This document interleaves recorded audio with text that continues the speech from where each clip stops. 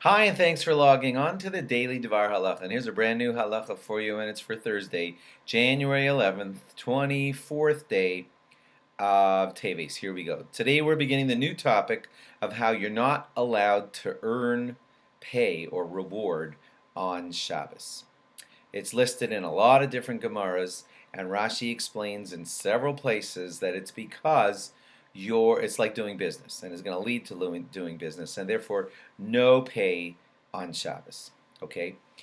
Now you may know of go to a bar mitzvah and you'll see Jewish waiters serving you the food and they're getting paid. So there are ways to work it out, but when you don't do it in the proper format and you just try to pay your Jewish waiters on Shabbos, you're violating, even if you pay them after Shabbos, it's still violating this rule of not getting reward for Shabbos. So we want to teach you when it's prohibited, how it would be permitted, and we're not going to get to all of it today, so stick with me. So first of all, if you're going to say to me, well, what I'm doing is permitted.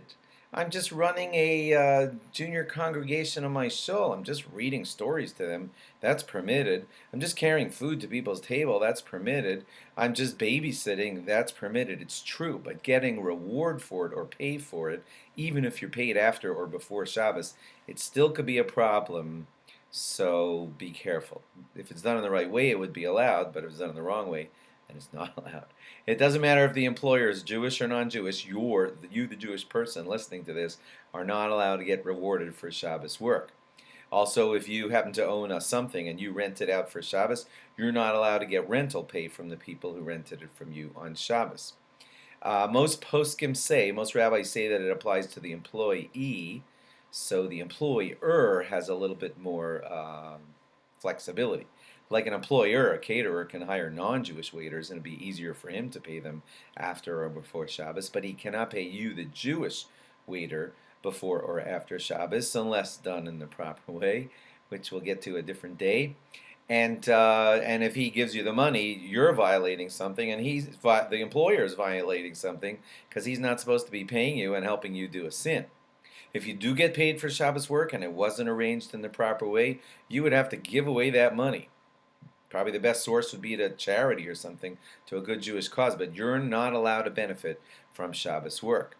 You could give a gift. You're not allowed to acquire the gift on Shabbos, but giving a gift that you'll acquire later, that's more permissible because that's not a business thing. But a worker cannot demand his gift because if he does that, that's kind of like pay. Some say, now here's one piece of wiggle room. You'll speak to your rabbi if you want to arrange things this way. But if your waiter was supposed to get paid $100 and you pay him $120 for being the waiter, so you gave him a $20 gift, that could give a status of gift to the whole thing that you just gave him, and that would make it more permissible.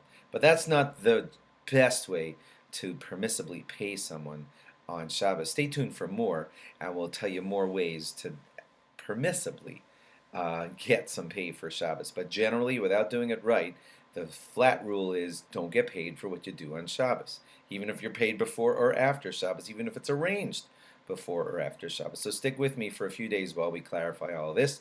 Thanks for logging on. Log on again tomorrow for more. Bye-bye.